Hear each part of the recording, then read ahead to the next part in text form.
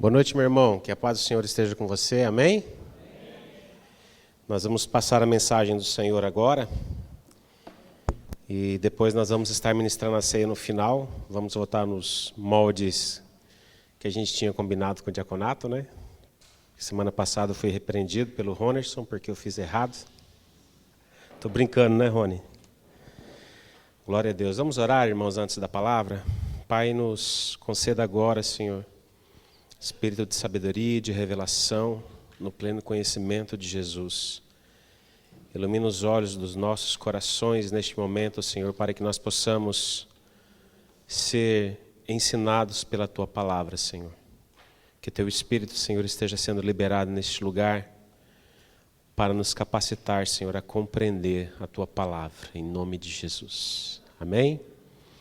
Irmãos, o tema que eu quero falar hoje, se você quiser anotar o título da palavra, né, é Saindo do Modo Automático. Há algum tempo atrás, na última ministração minha, eu falei sobre frieza espiritual, né? E durante aquela ministração, eu usei o termo, né, que as pessoas geralmente ou elas estão frias, estão quentes, mornas, muitas estão no modo automático. E isso ficou no meu coração. E de alguma forma eu tinha que trabalhar um pouco, porque muitas vezes nós estamos no modo automático e a gente não consegue perceber que nós não estamos fora dessa função, né? Então, eu quero usar como texto base dessa palavra de hoje, é Romanos capítulo 12, versículo 2. Nós vamos começar ali. Romanos capítulo 12, versículo 2, um texto bem conhecido. E, na verdade, esse texto de Romanos ele não é o texto principal da mensagem. Ele é um texto para nós fazermos a introdução naquilo que a gente vai falar a respeito do modo automático nas nossas vidas, né? Então, o texto de Romanos 12, 2 diz assim: não se amoldem ao padrão deste mundo, mas transformem-se pela renovação da sua mente, para que sejam capazes de experimentar e comprovar a boa, agradável e perfeita vontade de Deus. Só para a gente entender um pouquinho o que Paulo está dizendo aqui, irmãos, é necessário a gente fazer algumas considerações para nós entrarmos no conteúdo principal da mensagem, né? Então, Paulo, ele está fazendo um pedido para aqueles irmãos, diante de tudo que ele tinha apresentado até agora dentro da carta aos Romanos. Então, para nós entendermos qual é o sentido desse pedido de Paulo, era necessário a gente voltar e ler Romanos do capítulo 1 até o capítulo 11, para dessa forma a gente entender o porquê Paulo estava pedindo isso, né? Então, quando Paulo fala assim, nesse versículo, né, que ele estava rogando aqueles irmãos, ele estava falando assim: gente, eu estou pedindo a vocês. Alguns estudiosos dizem que era no sentido de implorar. Outros estudiosos estavam dizendo que o sentido de Paulo falar eu rogo a vocês, no versículo 1, Paulo estava falando o rogar num sentido de saber o que está falando. Então, como que a gente compreende isso? Sabe quando você vai no médico e você senta na frente do médico, aquele catatal de exames assim? Aí você pega esses exames, apresenta para o médico olha para você, você olha para o médico, você fica naquela expectativa, né? Aí o médico olha para você e fala, colesterol alto, hein? E aí você está com colesterol lá nas alturas. E aí o médico olha para você e fala, remedinho para você. Vou dar um Ebates para você aí, que é um remédio para colesterol que eu sei que funciona. Que eu não tomo, tá? Mas eu sei que é. E o sentido de Paulo aqui era como se ele estivesse falando de algo que ele tinha propriedade do assunto. Autoridade no assunto. Então, independente de ser no sentido de suplicar ou no sentido de falar com uma autoridade, não numa posição hierárquica que era maior ou mais alto que alguém, mas no sentido de saber o que ele estava falando, o sentido que Paulo estava falando, gente, não se amoldem. E amoldar ao quê? Amoldar-se aos padrões do mundo. E qual é esses padrões do mundo? Quando nós lemos essa palavra mundo aqui, Paulo não está falando a respeito da sociedade em si, mas ele está falando da era. Porque nós temos uma era em que nós vivemos, que é uma era que ela é dominada pelo pecado, ela é uma era caída. E o que Paulo estava dizendo aqui era justamente isso: olha, eu peço para vocês que vocês não se amoldem a esta era ou ao reino dominado pelo pecado, porque esse tipo de era, ela é a causadora de morte de todas as pessoas. Sabe, para ficar melhor um pouquinho para a gente entender isso? Abre comigo Gálatas capítulo 1, versículo 4, que aí eu acho que vai ficar mais fácil de você compreender o que Paulo estava implorando para aquelas pessoas. Então, Gálatas capítulo 1, versículo 4, Paulo ensinando aos irmãos da Galácia, ele estava dizendo assim, que se entregou a si mesmo por nossos pecados, falando sobre Jesus, e ele continua o versículo, a fim de nos resgatar desta presente era perversa, segundo a vontade de nosso Deus e Pai. Então a ideia que Paulo estava dizendo era justamente isso. Cristo, ele se entregou pelos nossos pecados para nos resgatar dessa era perversa. Então, uma vez que Cristo tinha se entregue para nos resgatar dessa era perversa, Paulo estava falando para aquele povo, gente, não volte para viver como essas pessoas dessa era perversa vivam. Paulo estava pedindo para que aquilo que eles tinham ouvido, principalmente de Romanos capítulo 5 até capítulo 8, e especialmente no capítulo 6 de Romanos, que eles pudessem resistir à pressão que eles estavam sofrendo para voltar a viver nos moldes da era perversa. Então a ideia de Paulo é, gente, vocês vão passar por pressões, mas Cristo resgatou vocês desta era. Cristo resgatou vocês desse padrão de era que existe aí, para que vocês não vivam conforme eles. Essa era a ideia que Paulo estava falando. Então Paulo está falando assim, vocês vão ser exprimidos para vocês andarem no padrão de conduta deles. Só que nós temos um outro padrão de conduta para nós adotarmos. E o padrão de conduta que Paulo está falando aqui está em 1 Coríntios 7,31. Só para a gente fazer uma introdução básica sobre essa questão do que Paulo está dizendo nesse versículo. Então, 1 Coríntios 7,31, Paulo fala assim, os que usam as coisas do mundo como se não as usassem, pela forma presente deste mundo está passando. Talvez você está vendo esse texto e não está entendendo nada, né? Mas o que Paulo está dizendo é justamente isso, ó. Vocês estão no mundo, mas é como se vocês não estivessem no mundo, porque vocês não usam o mundo da forma em que as outras pessoas usam. Quer ficar mais claro um pouquinho? 1 Pedro 1, de 13 a 14. Isso aqui é só para você entender qual era o sentido que Paulo estava falando para não se amoldar aos padrões deste mundo, né? Então, 1 Pedro 1, 13, 14, Pedro dizendo dessa vez, ele fala assim, portanto, estejam com a mente preparada, prontos para agir, estejam alertas e coloquem toda a esperança na graça que lhes será dada quando Jesus Cristo for revelado. Olha o versículo 14, como filhos obedientes, não se deixem amoldar pelos maus desejos de outrora, quando viviam na ignorância. Então, o sentido de Paulo falar não se amoldem aos padrões do mundo tem a ver com todos esses versículos que eu apresentei para você aqui. O sentido de nós não nos amoldarmos às paixões que esta era cultiva. Essa palavra, irmãos, não se amoldem, esse verbo ele está no tempo presente. Então isso indicava que aqueles cristãos precisavam fazer isso da vida deles um exercício diário. Todos os dias eles precisavam não se amoldar. Sempre era presente na vida deles. Não era passado, era presente. Então todos os dias, quando eles acordavam, eles sabiam que eles precisavam resistir às pressões de viver como a era caída vive. Por quê? Porque eles foram resgatados para viver num outro tipo de vida. No segundo pedido que Paulo faz, o primeiro é não se amoldem. No segundo pedido, o verbo transformem-se. Não se amoldem aos padrões desse mundo, mas transformem-se. Essa palavra transformar, ela está indicando uma posição passiva por parte do cristão. Então o primeiro verbo, não se amoldar, ele é uma voz ativa. Existe uma atitude da nossa parte de nós não nos amoldarmos. Seria como assim, você fosse uma forma redonda e o padrão do mundo é uma forma quadrada. E o padrão do mundo, ele vem tentando moldar você, só que ele não cabe mais em você. Mas ele fica fazendo pressão sobre a sua vida. Então você precisa resistir a este padrão. Então você tem uma ação ativa sobre a resistência. Mas quanto à transformação, ela já não é uma posição ativa da nossa parte. Ela é uma posição passiva. Nós precisamos deixar sermos transformados. E quem vai nos transformar? É como o próprio texto diz. Nós precisamos ser transformados pela renovação da nossa mente. E você percebe que quase todos os textos que eu usei aqui, ele usa essa palavra, mente.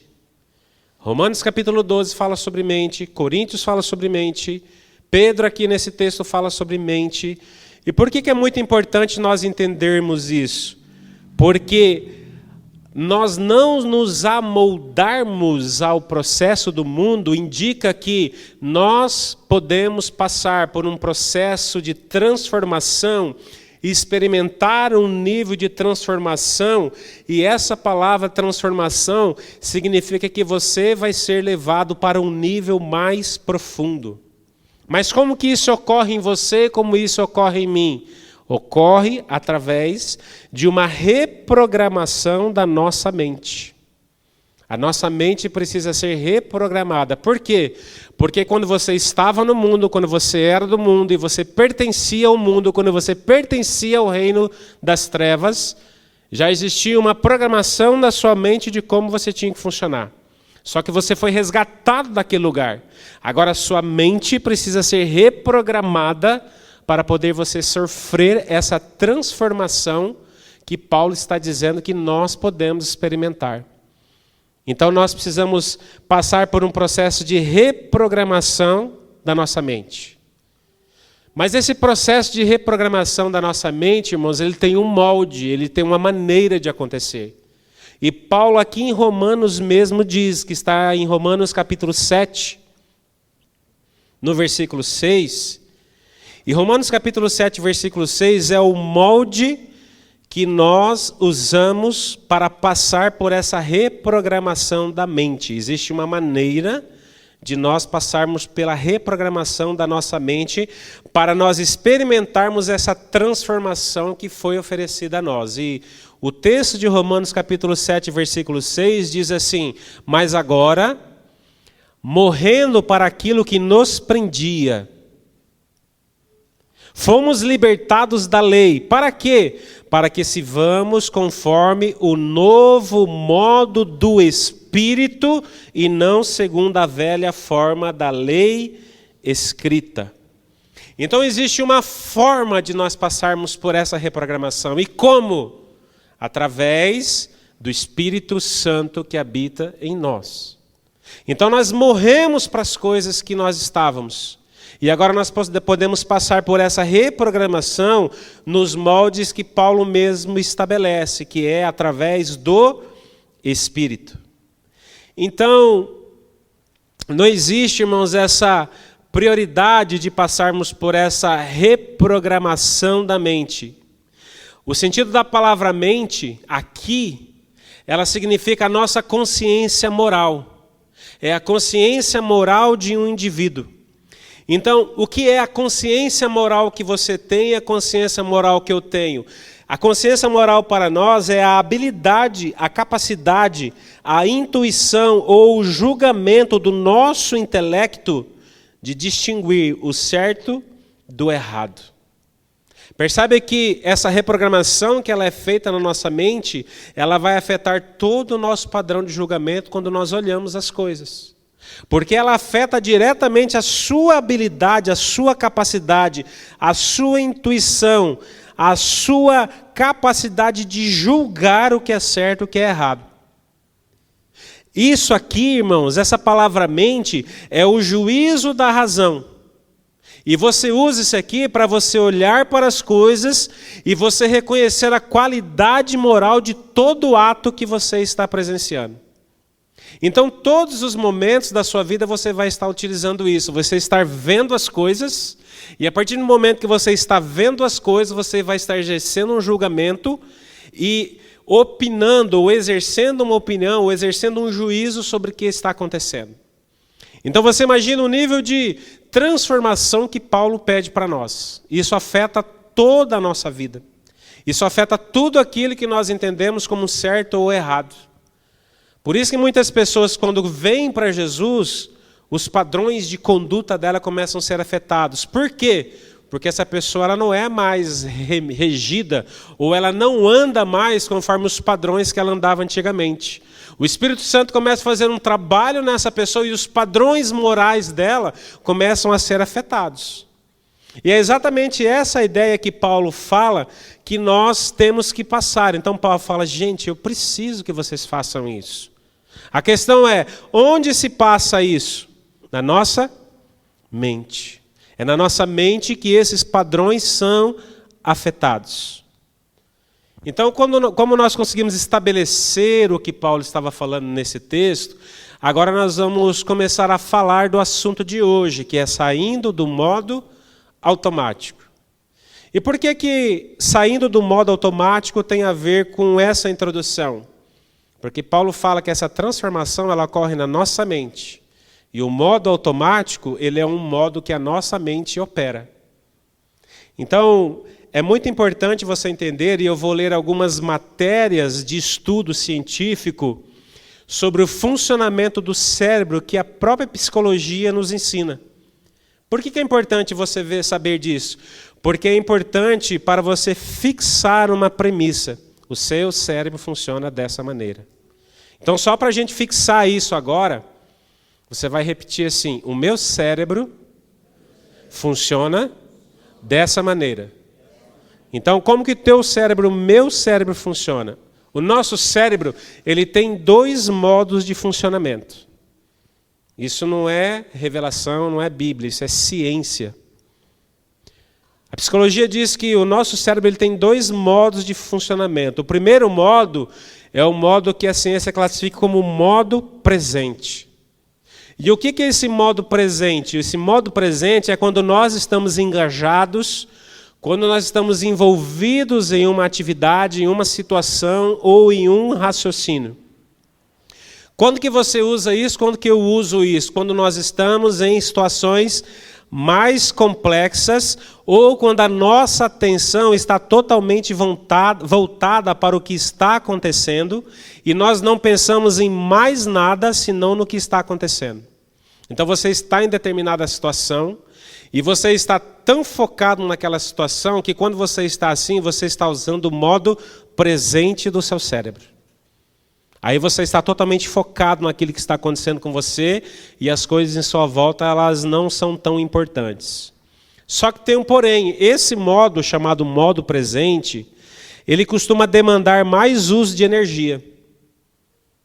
Ele demanda muito mais uso de energia do nosso cérebro, do nosso físico, porque você precisa se manter focado em uma atividade complexa por mais tempo. Você quer um exemplo disso? Lembra quando, por exemplo, você foi fazer uma prova de vestibular? Lembra quando você foi fazer um concurso público? Sabe quando você chegou na frente do questionário do Enem, assim? Como que você sai de uma situação dessa? Esgotado e chorando. As duas características que eu achei legal. Você sai esgotado e chorando. Por quê? Porque você está no modo presente do seu cérebro. Você está totalmente focado naquilo e ali você vai indo, de repente você olha uma pergunta e fala, não, deixa essa para depois. Você responde todas as outras e volta naquela por último, porque aquela não deu muito certo.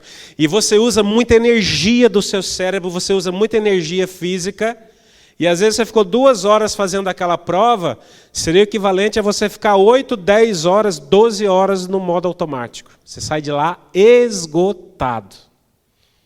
Porque este é o funcionamento do cérebro no modo presente. Você sai completamente esgotado desse tipo de situação. Por isso, meu irmão, por isso o nosso cérebro, ele tem um outro modo de funcionar que é o modo automático. Então aí eu quero que você pense uma coisa, o cérebro no modo presente Foi uma característica que Deus deixou no nosso cérebro, mas o modo automático também foi uma característica que Deus deixou no nosso cérebro. Então, os dois modos de funcionamento do nosso cérebro, eles são deixados por Deus, porque são características orgânicas do funcionamento da nossa mente. Como esse modo presente ele exige muita energia, demanda muita energia e automaticamente gera muito cansaço, o nosso cérebro tem um outro modo de funcionar, que é o modo automático. E como funciona esse modo automático no nosso cérebro? O seu cérebro, ele aprende tarefas difíceis e transforma isso em atividades automáticas, e isso vai demandar da sua parte pouco esforço consciente.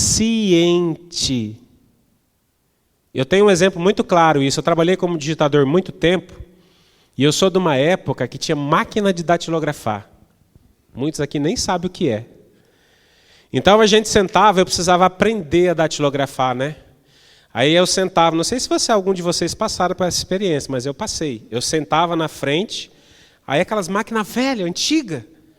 E aí aqui você ficava A, S, D, F, G, A, S, D, F, G, A, S, D, F, G. O teclado eu sei ele todo de cor, tá, irmãos? Porque eu trabalhei como digitador muito tempo. Então a posição de todas as letras no teclado eu sei onde está. Então eu ficava aqui A, S, D, F, G. Pegava uma folha, enchia ela de A, S, D, F, G. Aí eu precisava condicionar o meu cérebro a saber onde estava. O que eles faziam? Eles pegavam um paninho e colocavam por cima. Aí eu enfiava a mão por baixo do paninho e ficava lá. E aí a prova depois, como é que era? Tinha o paninho e eu tinha que fazer isso aqui, e era a mão direita e a mão esquerda no mesmo sentido do teclado. Então é A, S, D, F, G, e aqui desse dado era C, L, K, J, M, N. E aí assim você vai indo, e eu fui aprendendo. Aí depois eu fui trabalhar como digitador. E eu aprendi tão bem isso, irmãos, aprendi tão bem isso, que quando eu trabalhei na Caixa Econômica como digitador, eu fui o melhor digitador da minha turma na época. Depois eu fui para o Banco do Brasil, também era o melhor digitador da minha turma.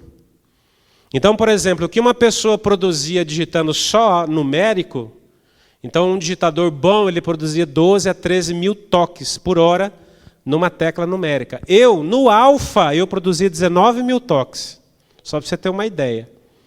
Então aquilo para mim assim, irmão, eu conversava com você e o teclado velho estava comendo. Por quê? Modo automático. Eu condicionei o meu cérebro a ele trabalhar inconscientemente, porque o meu cérebro já sabia onde estavam as teclas, e isso não exigia minha atenção. Isso chama-se modo automático. Então quais são outras coisas que você faz no modo automático? Por exemplo, escovar os seus dentes. Você escovar seu dente, você não precisa pensar, eu tenho que pegar a escova, eu tenho que passar o creme dental, para uns são pasta de dente, né? Creme dental, e eu tenho que fazer esforços com giros circulares, a escova a 45 graus. Você não pensa em nada disso, você simplesmente faz de maneira automática e escova o seu dente. Sabe outra coisa que você faz no modo automático? Você sair da sua casa e ir para o seu trabalho. E eu vou falar uma coisa para você aqui. Você quer saber se você está no modo automático? Se você estiver usando o mesmo trajeto todo dia, pode saber. Você está no modo automático no último. E por que nós fazemos isso, irmão? Porque isso é uma dádiva do nosso cérebro. Por quê? O modo automático ele funciona no nosso cérebro como se uma janela em segundo plano no nosso cérebro abrisse e o nosso inconsciente começasse a comandar essas tarefas. Isso não exige a sua atenção. Isso vai fazer com que o seu cérebro economize energia e você canse menos. Sabe onde a gente vê também no modo automático? A gente vê, por exemplo, na refrigeração. Você tem um ar-condicionado na sua casa. Aí você chega lá, 23 graus, deixa lá. Quando chega nos 23 graus, o que acontece com o seu ar-condicionado? Ele só vai manter aquilo lá até baixar 1 a 2 graus, aí ele volta a funcionar. Então o modo automático ele não é presente só no nosso cérebro, ele é presente em características de coisas que nós usamos no nosso dia a dia. Você quer ver outro exemplo de modo automático? Carro com câmbio automático. Pensa num trem que é uma beleza. Quando eu vendia carro automático para o cliente, falava, ó, esse aqui vai dar um defeito para você. O quê? A tua perna esquerda ela vai ficar mais fina que a perna direita, porque você não vai usar mais a perna esquerda. Eu falava para meus clientes. Porque simplesmente, irmãos, a mecânica, né, de você dirigir demanda um certo esforço, que depois também vira automático, mas até você aprender, demora um pouquinho, né? No sentido de você pisar na embreagem, ir soltando a embreagem, acelerar, trocar a marcha, tal, né? No automático não tem nada disso. No automático é acelerar e frear. E você sabe como é que foi desenvolvido o câmbio automático? A história que eu conheço é que foi desenvolvido por um brasileiro, um mineiro. A esposa dele tinha dificuldades em dirigir o carro, não conseguia aprender a dirigir, ele desenvolveu um câmbio automático para poder a esposa dele começar a dirigir. Depois foi patenteado, né? Depois foi patenteado pelas indústrias japonesas, né? Mas é a história que eu conheço sobre o câmbio automático. Então, esse modo automático também nós vemos no automobilismo. O piloto automático, o câmbio automático, ele faz a função por nós. Eu tenho um carro automático e eu uso o piloto automático, por exemplo, para viajar. Eu coloco ali 80, 100, 110 por hora, de acordo com a rodovia, e deixo ali. Nem acelerar eu acelero. Eu pego meu pé, coloco para trás aqui, fico de olho na estrada, né? Vai que aparece uma situação de emergência, tem que estar com o pé ali perto, né? Mas nem manter o pé no acelerador eu mantenho. Desceu, subiu, o carro vai embora. Hoje o piloto automático ele está presente até em alguns carros manuais, que são mais modernos, que são mais novos, né? E qual que é a intenção desse modo automático? É poupar a nossa energia. Então esse modo é tão fantástico, irmãos, que nós começamos a aprender a fazer funções básicas, que elas são necessárias para a nossa vida, mas ela funciona numa tela auxiliar, no nosso inconsciente. Algumas coisas que a gente faz no modo automático é respirar, andar, sentar, comer. O meu comer, eu acho que tem 2 programações, eu preciso acabar com uma. Então a gente nem pensa nisso aqui, entendeu? O que a gente está fazendo, simplesmente a gente faz. Por quê? Esse modo automático, ele otimiza a nossa capacidade cognitiva, ele poupa energia, ele poupa esforço consciente. E isso é diferente do modo presente, que você sai absolutamente exausto quando você está usando o seu cérebro no modo presente. Só que o nosso cérebro ele fica alternando entre um estado e outro, entre um modo e outro. E isso sempre o nosso cérebro vai fazer dependendo da demanda que vai ser exigida dele. Mas aí existe um problema, irmãos. O nosso cérebro sempre ele vai tentar jogar ao máximo todas as nossas atividades para esse modo automático, para assim poupar o máximo de energia que ele puder, e isso em todas as situações. Então existe uma característica do nosso cérebro, sempre as funções ele vai procurar jogar no modo automático. Tudo que você faz. Por isso que você sai da sua casa hoje, por exemplo, vai para o seu trabalho, e às vezes você não precisa nem pensar. Você já sabe onde estão os faróis, você já sabe onde está tudo. Está tudo programadinho na sua mente isso. Porque o seu cérebro faz isso para poder tentar você poupar a sua energia. Então esse modo ele é aliado a uma padronização da nossa rotina. E o problema é que esse modo faz a gente viver a maioria do tempo das nossas vidas dessa forma. Vou te dar um exemplo agora, só para a gente começar a entrar na questão espiritual, porque isso tem a ver com a questão espiritual. No modo automático, o que eu faço domingo à noite? Raras exceções em que você tem um compromisso, em que você está viajando, em que você tem outra coisa que você precisa fazer. Quando você pensa domingo à noite, o que vem no teu cérebro, na sua mente? Vou para a igreja.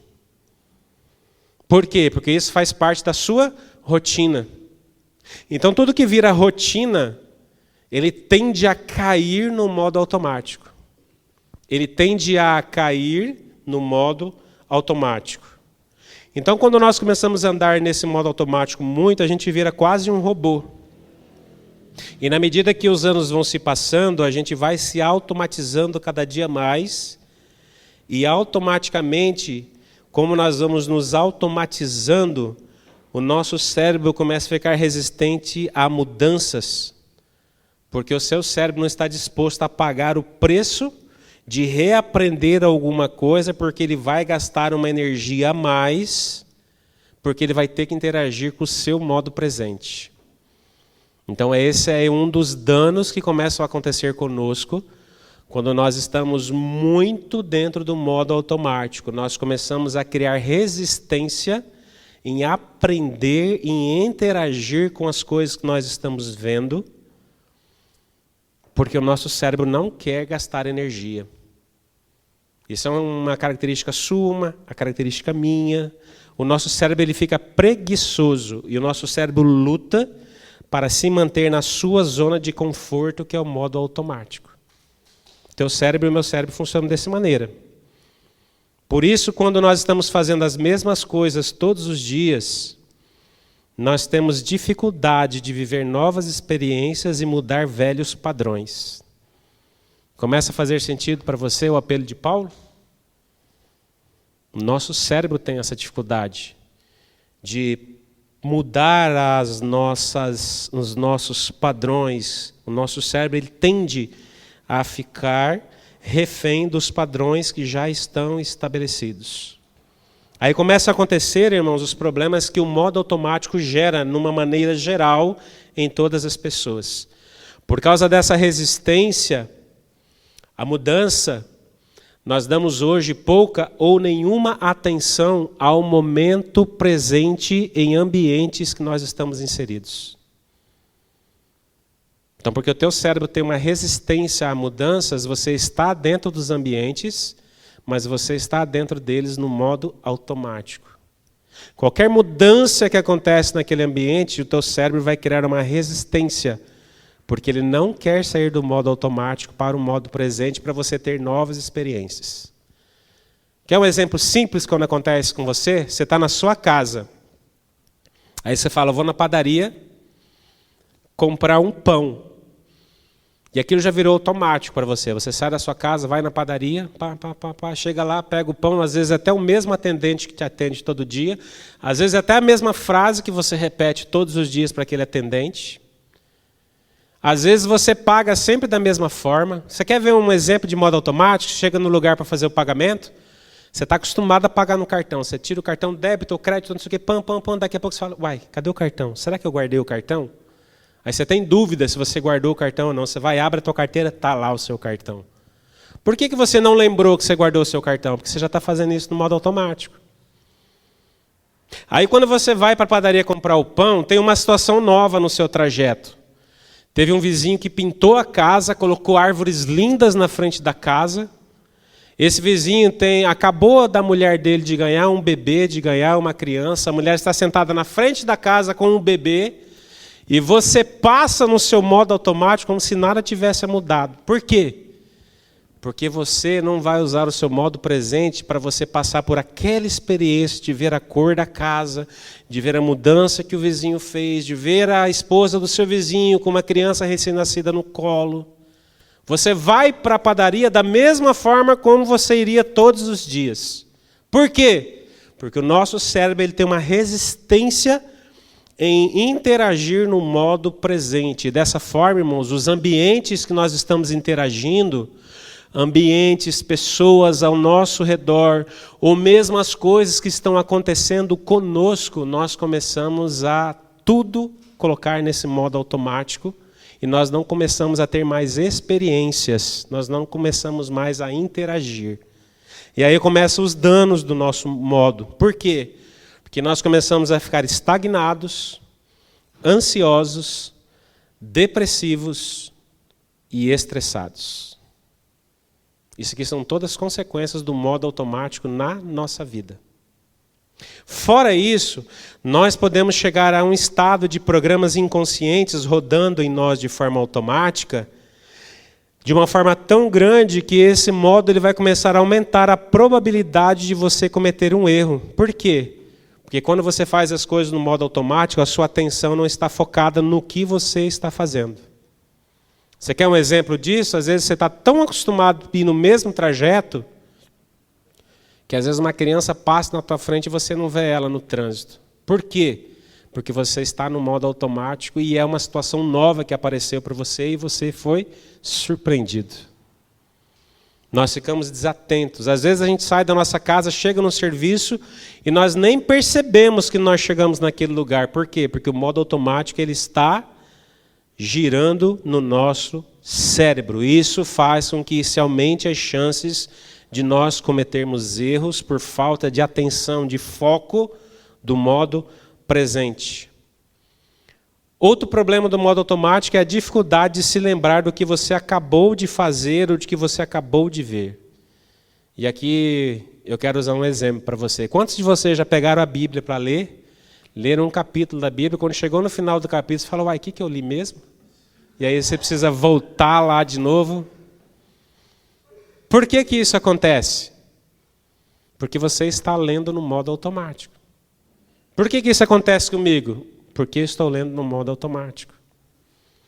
Não só a Bíblia, irmãos, livros, qualquer coisa que você vai interagir que exija a sua atenção, que exija do seu cérebro modo presente, vai acontecer isso conosco. Aí você tem que fazer o quê? Não, o que eu acabei de ler aqui? Aí você volta de novo, aí que você vai ativar o modo presente para você conseguir entender um pouquinho do que você leu. Aí vem mais um dano que acontece em nós por causa do modo automático. Esse modo, ele causa diminuição do prazer que é gerado nas nossas atividades. Porque no modo automático você não consegue perceber as sensações que as atividades te causam. Então você não aproveita de fato o momento que você está vivendo e, consequentemente, isso vai liberar em você, em mim, menos dopamina, que é o hormônio do prazer. Na medida em que você vai ficando cada vez mais automatizado, você vai interagindo muito menos com as coisas que acontecem em sua volta, com as suas atividades, e isso vai causando cada vez menos prazer. Por quê? Porque você não está ali, você está fazendo de modo inconsciente. Aí vem outra coisa que é um problema para nós. Tudo que nós estamos fazendo costuma se tornar chato e torturante. Consequências do modo automático do nosso cérebro. Isso aqui causa outra coisa. Isso aqui leva você a procrastinar mais coisas. Leva à procrastinação. Sabe o que é procrastinação? Eu posso resolver uma coisa agora, mas eu não vou resolver. Eu vou deixar para resolver mais para frente. É o famoso empurrar com a barriga. E dependendo da barriga do cidadão, vai longe, hein? Tem uns caras aí que usam umas camisetas amarelas que empurra bem longe, assim, dá para empurrar, hein? Então, irmãos, tudo isso aqui são consequências do modo automático na nossa vida. O modo automático leva a uma pessoa a ficar mais depressiva, mais apática, e ela vai perdendo literalmente o gosto pela vida. Aí, por causa disso aqui, essa pessoa, ela precisa começar a recorrer para coisas super estimulantes. Para quê? Para produzir a dopamina, que é o hormônio do prazer. Aí as pessoas começam a recorrer a álcool, começam a recorrer a drogas, a excesso de redes sociais, ou mesmo até o uso de medicamentos. Tudo isso aqui é causado pelo modo automático na nossa vida. Outro efeito do modo automático negativo na nossa vida é que você fica constantemente preso aos seus pensamentos, e esses pensamentos geralmente são relacionados a lembranças passadas, ou você fica imaginando situações futuras, você nunca está no presente. Também é uma consequência do modo automático na nossa vida. Então, o seu corpo está no presente, mas a sua mente, que está sendo conduzida pelo modo automático, ela está ocupada com esses pensamentos, ou coisas que são referentes ao seu passado, e você está preso lá, ou coisas que você está pensando sobre o seu futuro, que você está lá antes de acontecer. Qual que é a consequência disso aqui? Ansiedade, depressão, impulsividade na reação, porque você começa a perder o controle das suas emoções, porque as suas emoções começam a responder de modo automático, instintivamente você começa a ficar exageradamente agressivo, porque você perde a capacidade de filtrar a sua emoção de modo consciente. Isso tudo que eu estou falando para você, irmãos, é ciência. Não entrei na mensagem ainda, tá? É só uma introdução ainda. Tudo isso aqui que eu estou falando para você sobre o modo automático, irmãos, gera dificuldade de se relacionar e de se conectar com pessoas e com os seus sentimentos. Aí você não consegue dar afeto, você não consegue receber afeto, você começa a se isolar e a ficar solitário. Isso aqui tudo consequências do modo automático. Quer ver outra coisa também que o modo automático gera para nós? Nós começamos a criar respostas padrão para tudo. E geralmente nós usamos essas respostas padrões de acordo com o nosso viés cognitivo. O que é viés cognitivo? É a tendência do seu pensamento que você cria padrões de resposta para poder interagir com outras pessoas e, geralmente, esses padrões eles são influenciados por fatores externos. Acontece uma coisa com você e aquilo acontece de maneira recorrente, o seu cérebro, no modo inconsciente, ele já prepara uma resposta a respeito daquilo. Aí, quando aquilo vai acontecer para você, você já tem uma resposta padrão para você dar. Você quer ver uma resposta padrão que a gente está assim? Você está mal, você não está legal naquele dia. Você está assim por dentro, parece ter um vulcão. Aí a pessoa chega e diz: "Ei, cara, como é que você está?" "Estou bem, estou bem." Está nada. Não está bem. Mas a gente começa a criar respostas padrões. E essas respostas padrões que a gente cria, não só em relação àquilo que nós falamos, mas também os nossos comportamentos. Então, quando acontece alguma situação que é contrária ao padrão mental, no modo automático que você estabeleceu, que alguém causa em você, você já tem um padrão para poder reagir em relação àquilo. Por exemplo, você acha que você é uma pessoa independente e que ninguém deve dar nenhum tipo de opinião na sua vida. Você cria um padrão para aquilo. Se alguém chega e fala algo diferente do que você pensa, ou aponta algo a respeito de você, você já tem um padrão de conduta estabelecido para você fazer em relação àquela pessoa. Geralmente a gente isola aquela pessoa, dá aquele olhar congelante e fala: ó, fica na tua. Isso tudo a gente faz, irmãos, de modo automático. Nós começamos a criar respostas padrões para tudo que a gente vai interagindo em nosso meio. Esses padrões que nós criamos, essas respostas automáticas, elas vão nos levar muitas vezes a fazer coisas que nós não gostaríamos de fazer. Você sabe por quê? Porque no modo automático, nós somos influenciáveis a viver uma vida que nós não gostamos muitas vezes.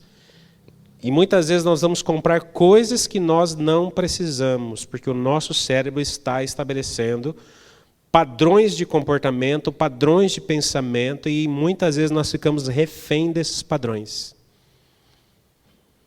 Sabe quando você vai dar uma resposta para alguém e você já tem uma programação de resposta para determinada situação, e aí a pessoa se afasta e você fala: puxa, eu não devia ter feito isso. É verdade, mas como se você está programado no seu modo automático, você está refém daquela resposta. Aquilo simplesmente sai de você.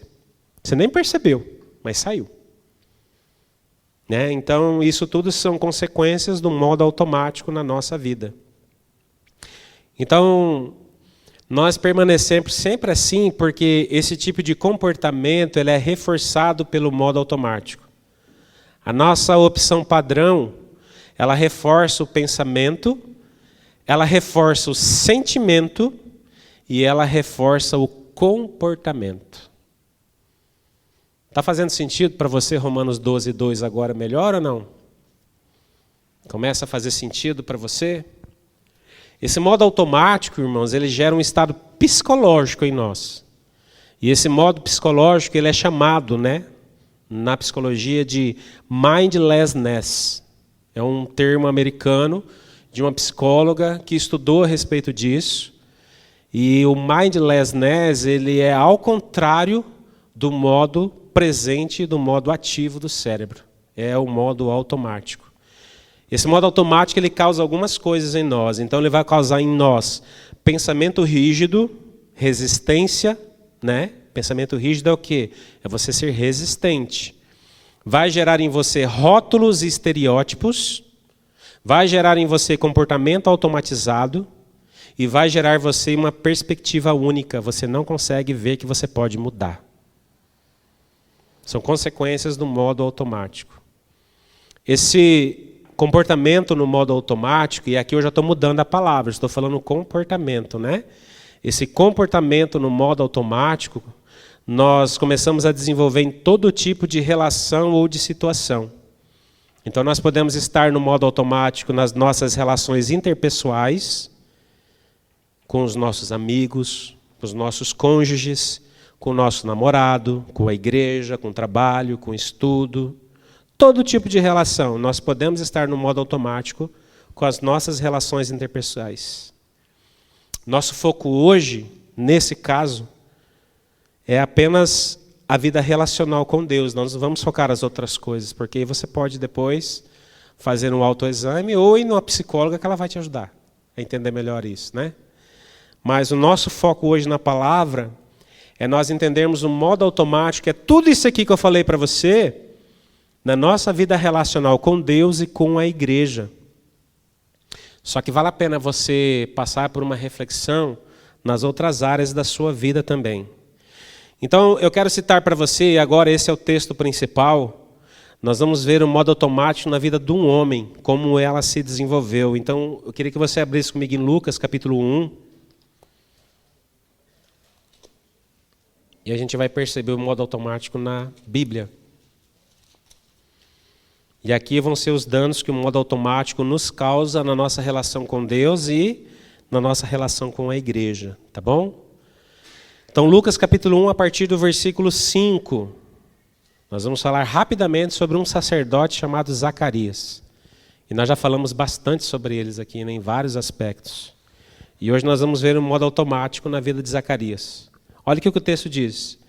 Nos dias de Herodes, rei da Judéia, houve um sacerdote chamado Zacarias, do turno de Abias. A mulher dele era das filhas de Arão e se chamava Isabel. Ambos eram justos diante de Deus, vivendo de forma irrepreensível em todos os preceitos e mandamentos do Senhor.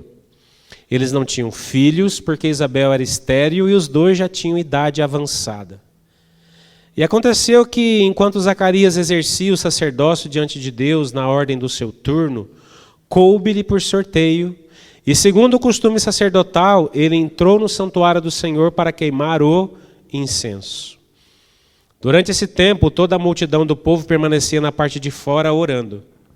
E eis que apareceu a Zacarias um anjo do Senhor em pé à direita do altar do incenso. Ao vê-lo, Zacarias ficou assustado e o temor se apoderou dele. O anjo, porém, lhe disse: não tenha medo, Zacarias, porque a sua oração foi ouvida. Isabel, sua esposa, dará um filho a quem você dará o nome de João. Você ficará alegre e feliz e muitos ficarão contentes com o nascimento dele. Pois ele será grande diante do Senhor, não beberá vinho nem bebida forte, será cheio do Espírito Santo já desde o ventre materno. Ele converterá muitos dos filhos de Israel ao Senhor, seu Deus. E irá diante do Senhor no espírito e poder de Elias, para converter o coração dos pais aos filhos, converter os desobedientes à prudência dos justos e habilitar para o Senhor um povo preparado. Então Zacarias perguntou ao anjo: como terei certeza disso, pois sou velho? E a minha mulher também já tem idade avançada. O anjo respondeu: eu sou Gabriel, que estou a serviço de Deus e fui enviado para falar com você e lhe trazer esta boa notícia. Todavia você ficará mudo e não poderá falar até o dia em que estas coisas vierem a acontecer, porque você não acreditou nas minhas palavras, as quais no devido tempo se cumprirão. E esse é o nosso personagem, ele se chama Zacarias. E olha algumas características dele que nós podemos perceber pelo texto. Primeiro, ele era de uma linhagem sacerdotal. E ele era casado com uma mulher também de linhagem sacerdotal. O que significa isso? Se nós formos transportar para os dias de hoje, era como se eles fossem uma espécie de pastores nos dias de hoje. Só que esse aqui é um termo que era usado para os judeus, e eles ministravam no templo queimando as ofertas. Você quer ver outra característica de Zacarias? Ele era um homem experimentado na fé. Esse texto que nós lemos diz que ele era temente a Deus.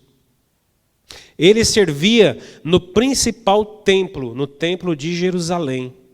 Muito provavelmente ele ensinava na sinagoga, ou seja, ele era um mestre. Isso significa que ele tinha bastante conhecimento. Então ele era uma pessoa em que as outras pessoas ouviam nos ensinos nas sinagogas. Mas Zacarias tinha uma esterilidade na vida dele, ele não podia ter filhos. Aí aqui eu queria parar um pouquinho para pensar com você. Você imagina talvez quantas pessoas chegaram para Zacarias para pedir conselhos para ele a respeito de muitas coisas que estavam acontecendo na vida delas, e Zacarias talvez ele sempre tinha respostas preparadas, utilizando passagens bíblicas para ajudar essa pessoa, e essa era a vida de Zacarias. Ele era um homem que ele tinha todas essas características. Só que agora tem algo que acontece diferente para ele. Isso aqui acontecia com ele talvez toda semana. E talvez ele estava vivendo nesse modo automático. Ele fazia tudo isso de modo automático.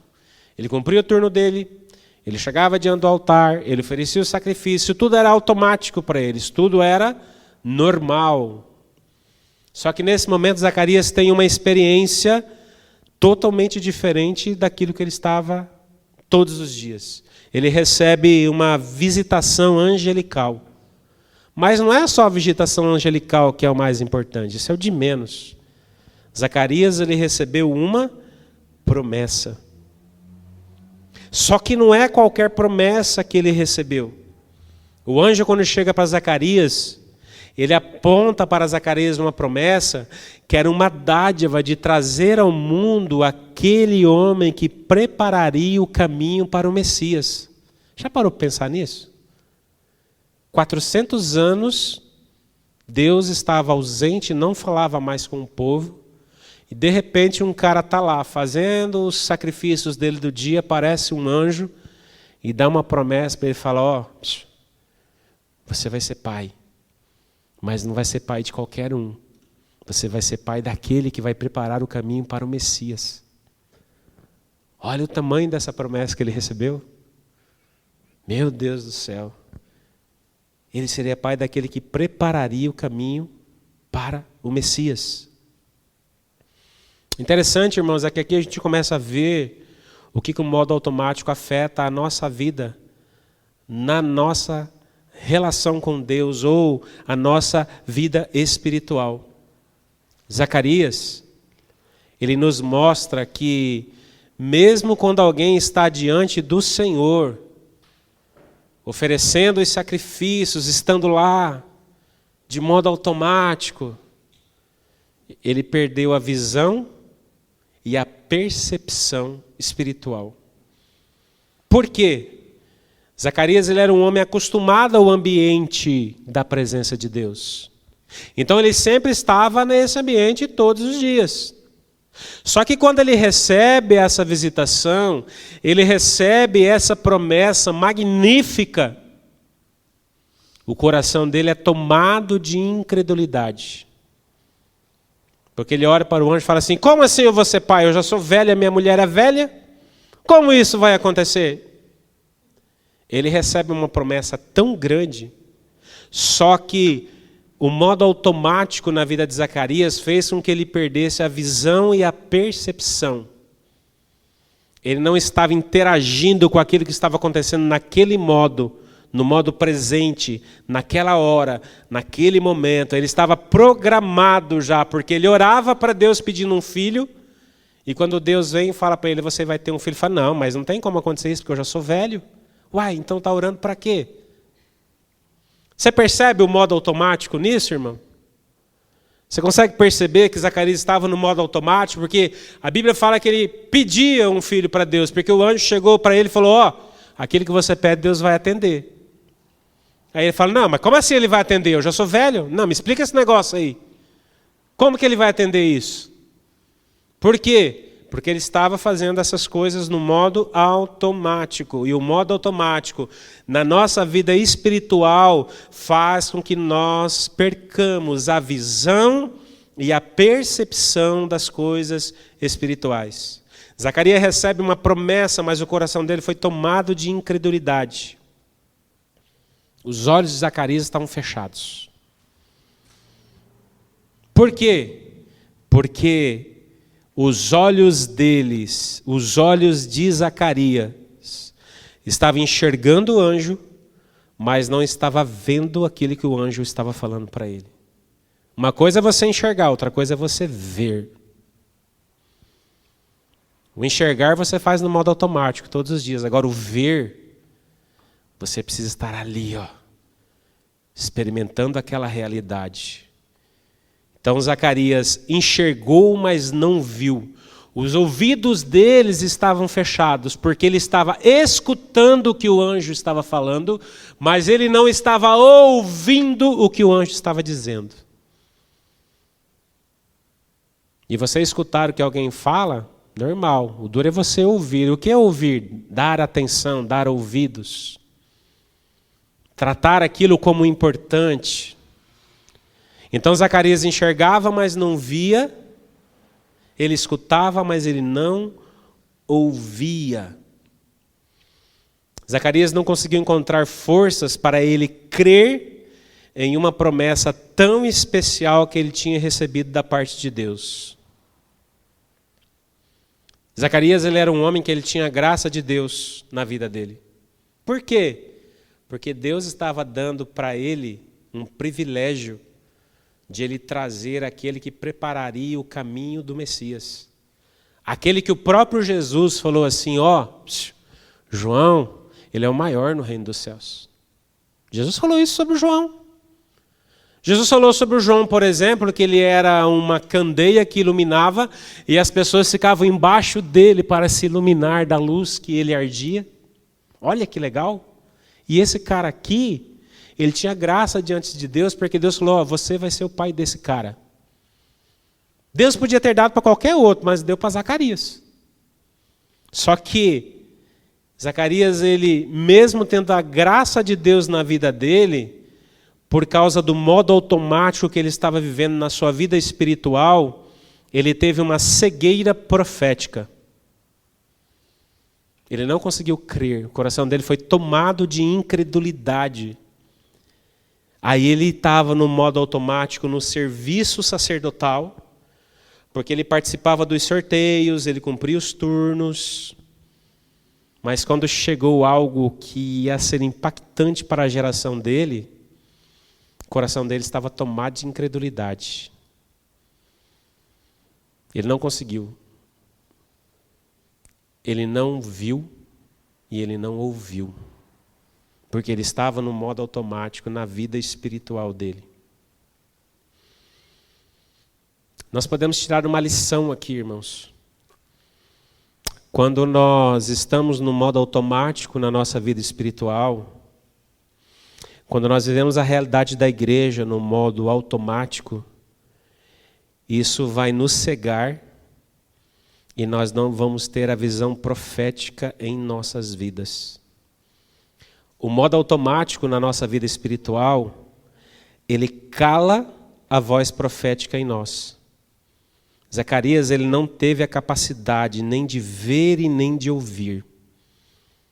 E isso causou um problema gravíssimo para ele, porque ele não viu, porque ele não ouviu. Ele perdeu a capacidade de falar. O anjo olhou para ele e falou, cara, eu estou vindo da parte de Deus. Sabe quem me mandou aqui? O cara de Gênesis capítulo 1, versículo 1, fez todas as coisas. Você não está acreditando, meu? Só porque você não está acreditando, porque você perdeu a sua percepção espiritual, porque você perdeu a sua percepção profética, você também vai perder a sua voz profética. Já pensou uma igreja ou uma pessoa que faz parte da igreja perder a sua voz profética? E aí eu gostaria que você olhasse para a sua vida. Tudo que Deus depositou na sua vida, está encontrando um caminho para a realização, ou talvez você está como Zacarias.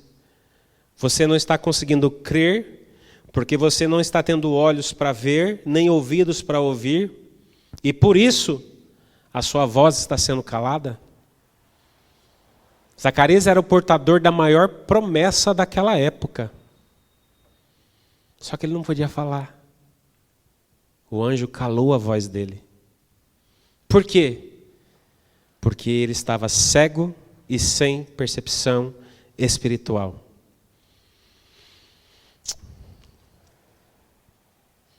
Por que o modo automático ele fere na nossa vida espiritual aquilo que é mais importante para nós?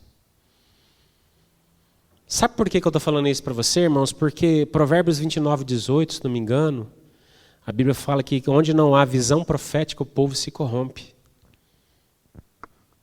Então a pior coisa que pode acontecer para um povo de Deus é o povo de Deus perder a visão profética. O que é a visão profética? É a capacidade de você entender o que Deus está querendo fazer e você está totalmente focado e voltado para isso e você vai trabalhar por isso e você vai se dedicar a isso até se cumprir exatamente o que Deus está falando. Vou te dar um exemplo só de visão profética.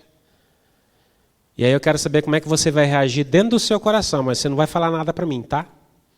Você só percebe como é que você vai reagir dentro do seu coração. Joel capítulo 2, versículo 28, diz que o Espírito vai ser derramado sobre toda a carne nos últimos dias. Como é que você reage a essa visão profética dentro do seu coração? Como é que você recebe isso? Isso gera fogo no seu coração, um desejo, uma expectativa? Um senso de prioridade para você fazer parte disso? Ou você fala, legal, puxa vida, acho que eu vou chamar o Omar depois do culto para a gente comer uma pizza. Sabe por quê, irmãos? Porque no modo automático a gente está ouvindo as coisas, mas a gente já está no futuro. Então muitas vezes você está agora aqui ouvindo essa mensagem, mas você já está pensando o que você vai fazer depois do culto. Você não está aqui. Isso é modo automático. E quando você abre a Bíblia e você tem a perspectiva profética que ela te dá, uau, o Espírito vai ser derramado nos últimos dias. Vai vir um derramamento do Espírito tão poderoso como nunca houve na face da terra. Eu estou aqui, eu posso participar disso. Uau, isso precisa me afetar. Isso precisa tornar meu coração em chamas. Mas como que eu interajo com isso? Porque a maneira que eu interajo com isso vai me mostrar se eu estou no modo automático ou não. Na hora me mostra isso. E isso nos afeta, irmão. Você sabe por quê? Porque esse modo automático na nossa vida espiritual, ele fere o que há de mais importantes para nós. Sabe o que tem mais importante na sua vida para você? A sua amizade e relacionamento com Deus. Isso é o de mais importante que existe na sua vida. A sua amizade e o seu relacionamento com Deus. Você percebeu que o modo automático faz você interagir com as pessoas, com os ambientes de modo inconsciente, ou seja, você não está vivendo de verdade aquele momento? Pois é, isso tem a ver com relacionamento. Muitas vezes nós vamos para o nosso momento de oração, muitas vezes nós vamos para o culto na igreja, mas na verdade nós não estamos lá. Porque nós estamos no modo automático, inclusive nas atividades de igreja. Aí você canta automático, você levanta a mão automático, você oferta automático, mas você não está lá.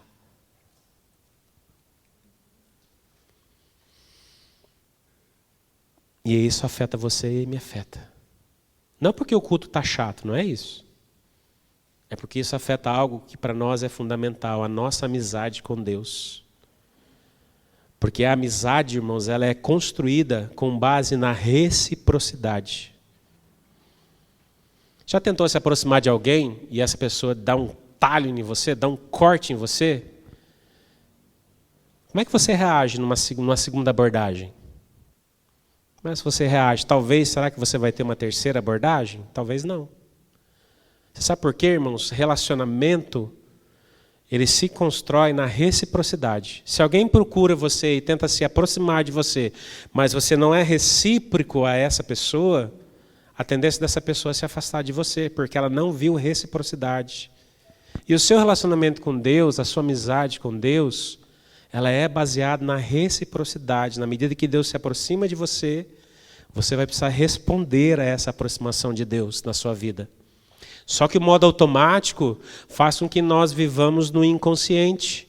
Eu não consigo responder a uma aproximação de Deus. Por isso, muitas vezes eu venho no culto, eu acho uma mensagem legal, eu acho uma música nova que tirou legal, mas eu viro as costas, volto para a minha vida no automático, e aquilo para mim não me afeta em nada e não me faz diferença nenhuma. Porque o modo automático ele nos afeta dessa maneira no nosso relacionamento com Deus. Então a gente não consegue responder a Deus. Aí a nossa amizade que nós precisamos construir com Deus, que é baseada na reciprocidade, ela começa a ser prejudicada. Com Jesus é assim.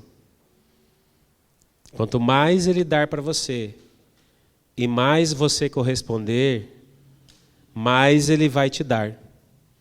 Porque Ele tem prazer nas pessoas que correspondem a Ele. O problema, sabe que é, irmãos, é que o modo automático rouba a nossa percepção. Ele rouba a nossa amizade, ele rouba a nossa intimidade com Jesus. Esse modo automático na nossa vida espiritual também nos faz adoecer, nos traz cansaço, nos traz tristeza, nos traz insônia, nos traz solidão e nós perdemos a visão. Porque o nosso relacionamento com Deus está prejudicado. Esse relacionamento com Deus, na história da igreja, ele teve vários nomes. Então, dependendo da época, eles chamavam de espiritualidade, em outras épocas eles chamavam de devoção. Nas épocas agora mais recentes, geralmente é conhecido como profético. E sabe por que isso aqui é importante, irmãos? Eu vou contar um episódio que aconteceu na Bíblia para você entender. Deus ia destruir 2 cidades lá em Gênesis, chamada Sodoma e Gomorra. Só que Deus tinha um amigo na terra, esse amigo se chamava Abraão. Aí Deus olha para a terra e fala assim, puxa vida, será que eu vou ter que esconder o que eu vou fazer do meu amigo Abraão? Deus tinha um amigo na terra que ele podia compartilhar o coração dele, chamado Abraão. Aí sabe o que acontece? Você vai lá em Gênesis 17, 18, ele vem com 2 anjos, almoça com Abraão, faz uma refeição com Abraão. Enquanto eles estão indo embora, despedindo, ele olha para Abraão e fala, Abraão, vou destruir a cidade. O Deus Todo-Poderoso, ele olhou para um homem pecador chamado Abraão, mas que tinha um relacionamento de reciprocidade com ele, e ele falou, eu preciso dizer a Abraão o que eu vou fazer na terra antes que aconteça.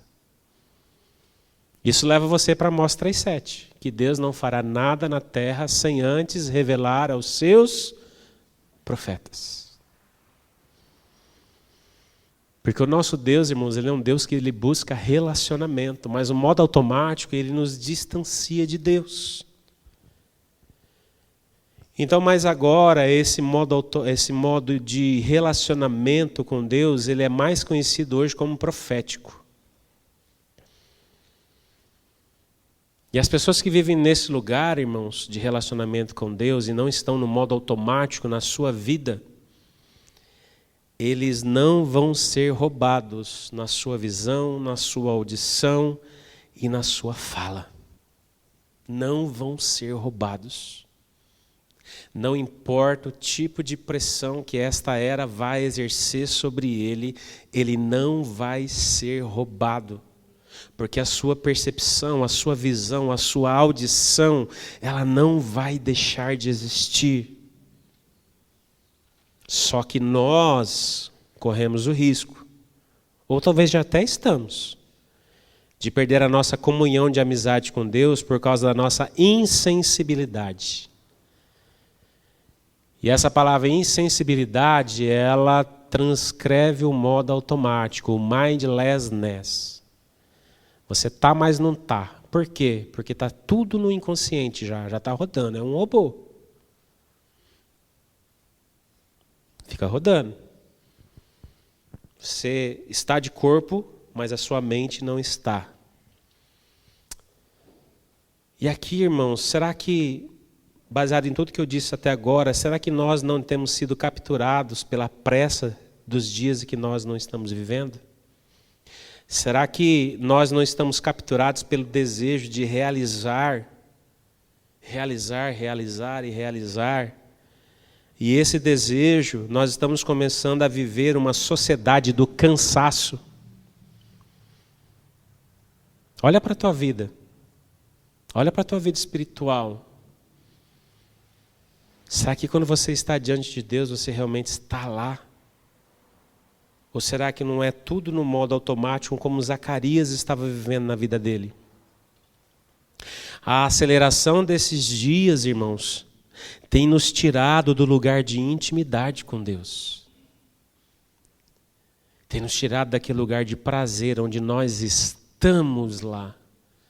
Por isso você vai ver o primeiro mandamento, é amar o teu Deus de todo teu coração, toda a tua alma, toda a tua mente, porque você precisa estar lá. Porque senão você vai viver de modo automático. Aí vai gerar aquelas coisas que eu te falei. Ansiedade, depressão, insônia. Você vai viver nisso aí. Porque é muito fácil nós cairmos no modo automático no nosso relacionamento com Deus e, consequentemente, a igreja ela começa a ser afetada.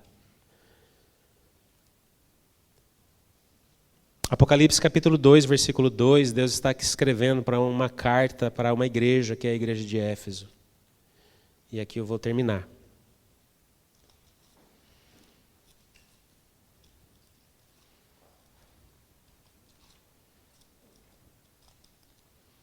Apocalipse 2, do versículo 2 em diante.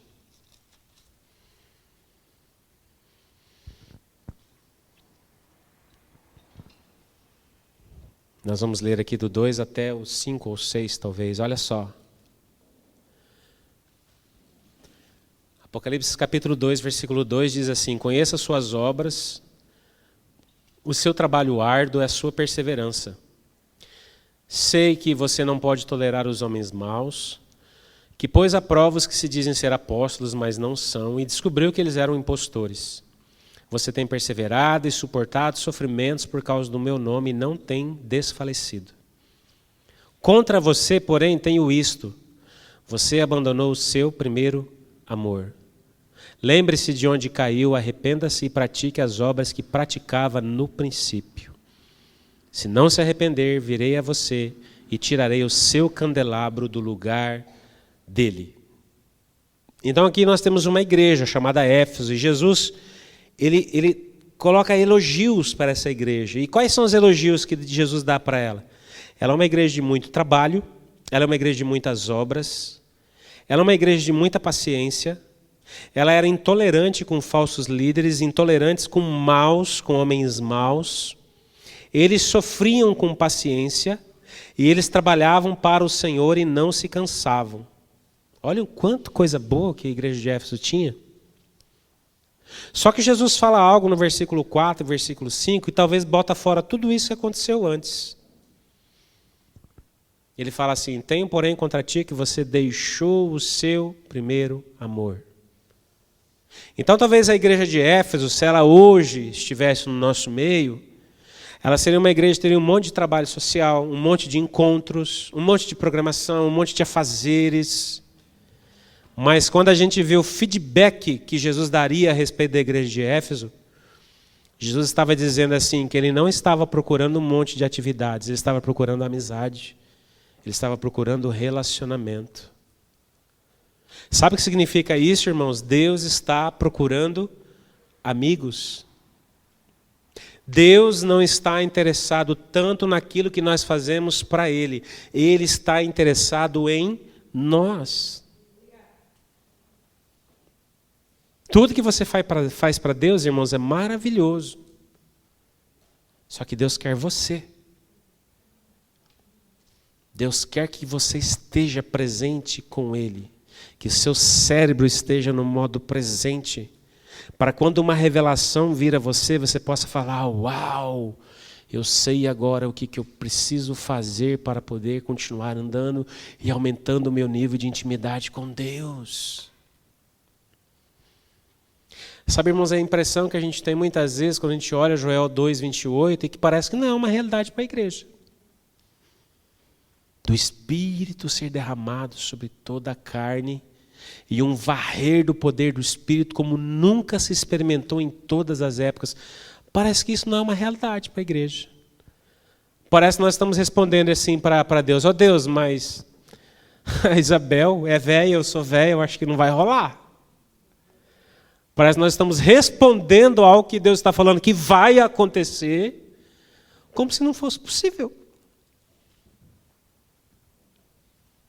Por isso, irmãos, Deus não está procurando aquilo que você pode fazer por Ele. Deus está querendo você. E uma comunidade profética ou uma igreja profética, ela é um grupo de pessoas que amam a Jesus, que imitam a Jesus, que querem estar com Jesus desenvolvendo uma amizade, que consigam amar a Jesus da mesma maneira que eles são amados por Jesus. Você lembra a oração de João 17, o desejo de Jesus? Pai, eu tenho um desejo. E meu desejo é que eles estejam conosco e que eles possam desfrutar do amor da mesma maneira que nós temos um pelo outro, que eles também possam desfrutar desse amor. Qual é o desejo de Jesus para você? Mas será que o teu modo automático não está fazendo você reagir isso de uma maneira inconsciente? Você ouve isso, mas você não está presente nisso. Porque o desejo de Jesus é ter amizade. E igreja profética é isso, é a igreja que ama Jesus, que imita Jesus, que quer estar com Ele desenvolvendo uma amizade e que possa amar a Ele com o mesmo amor que foram amados. Existe até o amor no modo automático, viu, irmãos?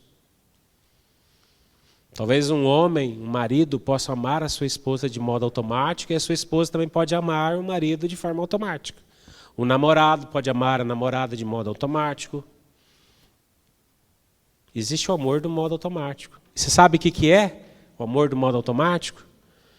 É que quando você está do lado da pessoa, você está convivendo com a pessoa, mas você perdeu a conexão com ela. Você perdeu a intimidade com ela. Aí só falta no dia de manhã eles levantar. E aí, beleza? Se tratar como se fossem dois amigos, né? Porque é o amor no modo automático. Isso pode acontecer nos nossos corações. Inclusive no nosso amor por Deus. Ele pode virar um amor no modo automático.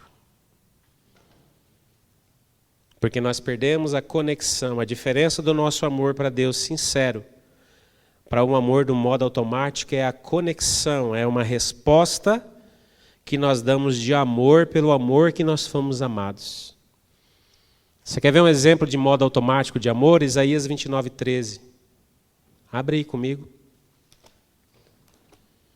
Esse texto eu só vou ler ele, não vou falar nada sobre ele.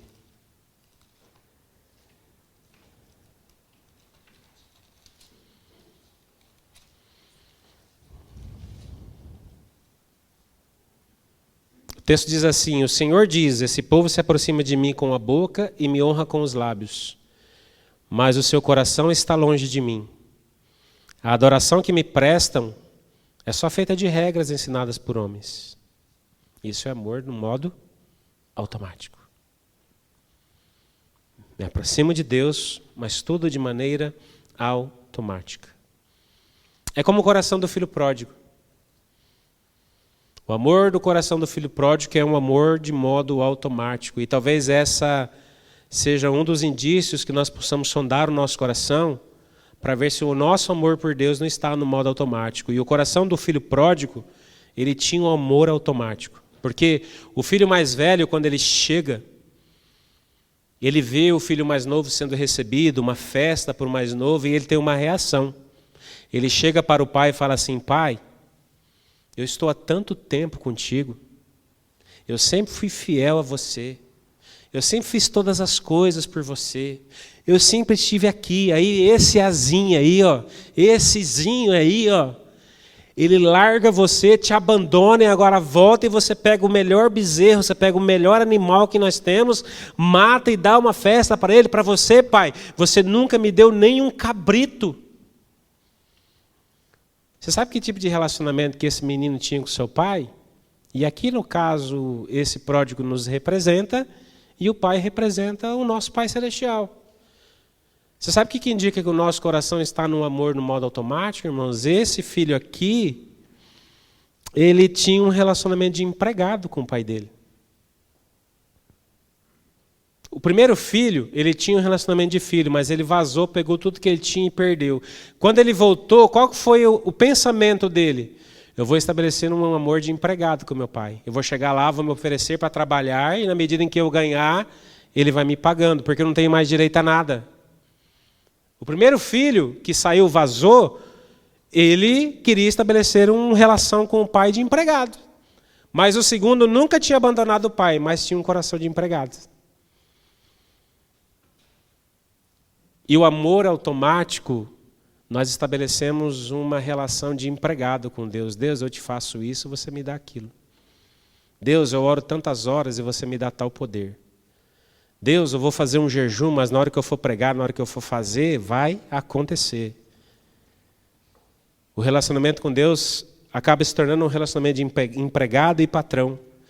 E esse amor automático deixa de fazer a gente perceber que, na verdade, Deus nos deu uma herança. Deus não quer nos dar um salário de empregado. O relacionamento dele conosco foi uma herança. Então não é questão de você trabalhar para merecer, é porque você já tem tudo, você está com seu pai. Só que quando nós estabelecemos uma relação, talvez hoje, se a gente for olhar no meio das igrejas, há indícios que muitas pessoas estão dentro da igreja porque estão com medo de sofrer doenças, estão com medo de ter vida financeira arruinada, dão ofertas, dão dízimos para proteger a sua vida financeira, não porque amam.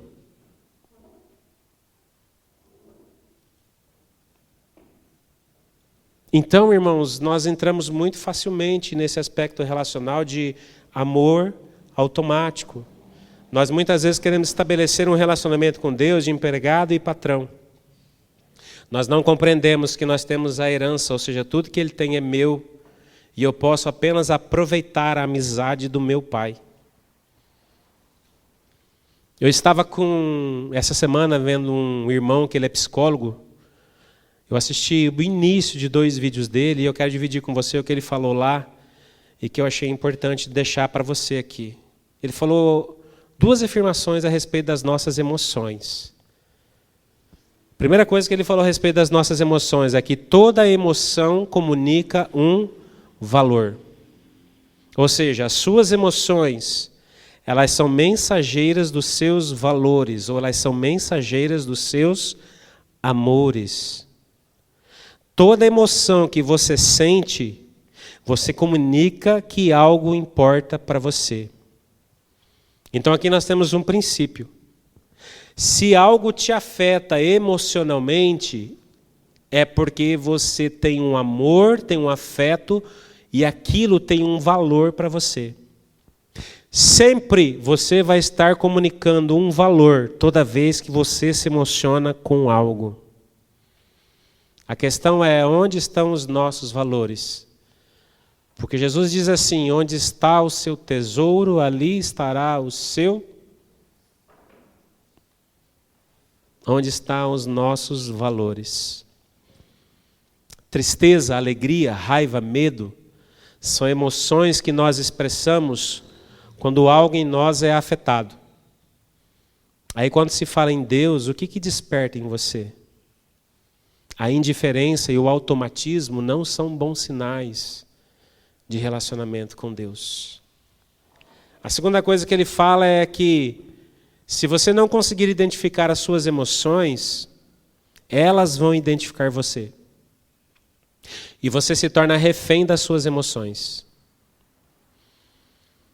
Então, se você não identifica as suas emoções vão te mudar e elas vão distorcer a sua identidade.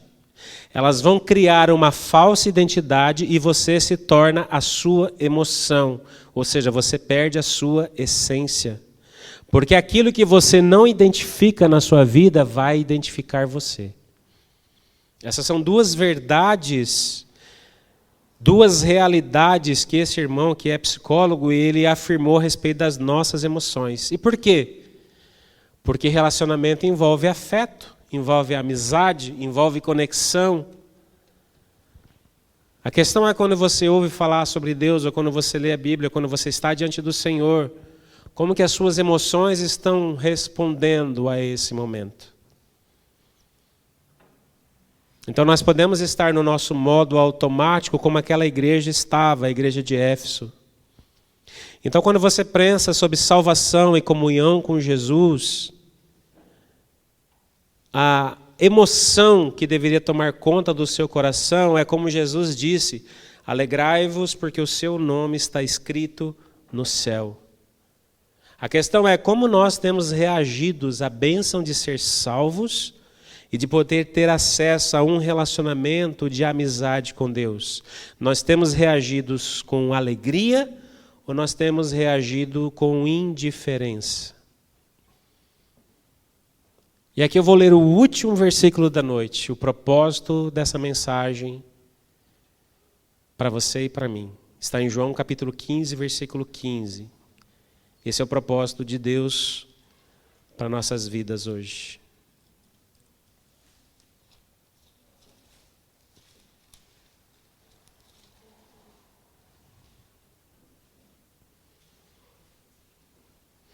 Esse é o status que Jesus pensa para aqueles que são próximos dele.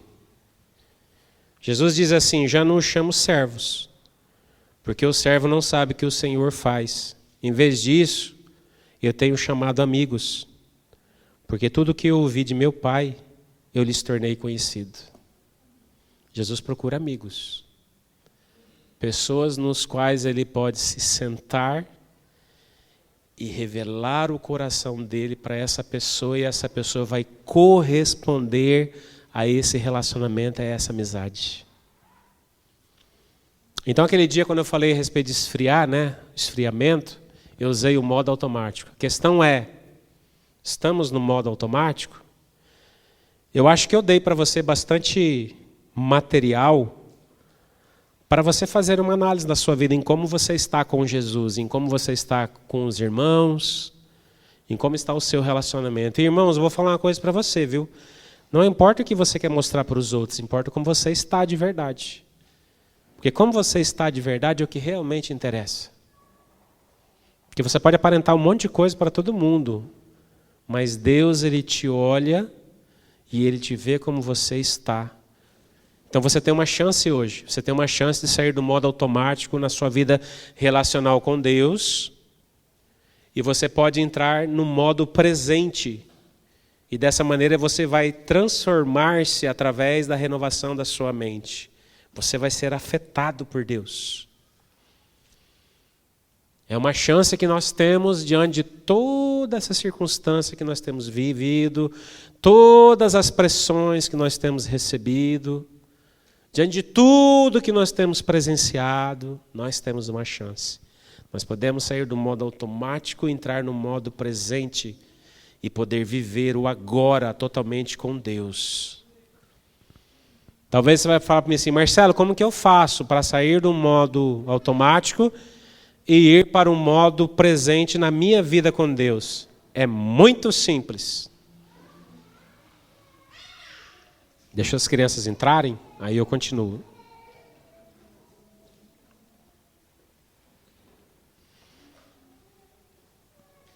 É muito simples, irmão, você sair do modo automático na sua vida relacional com Deus para o seu modo presente. E eu vou te explicar te fazendo uma pergunta. Jesus, várias vezes, quando ele queria tirar as pessoas do modo automático, ele fazia uma pergunta para elas. Porque as pessoas perguntavam para Jesus de coisas que eram padrões na vida dela. Jesus dava uma pergunta para quebrar aquele padrão na vida da pessoa. Então eu vou responder para você sair do modo automático hoje. Como que você faz? De que maneira? Fazendo uma pergunta para você. E qual pergunta é essa? A pergunta é: quando você vai fazer um concurso, Quando você vai fazer uma prova, quando você vai prestar um vestibular, o que você faz para o teu cérebro ter foco total naquilo que você está fazendo naquele momento? O que você faz? A resposta é essa.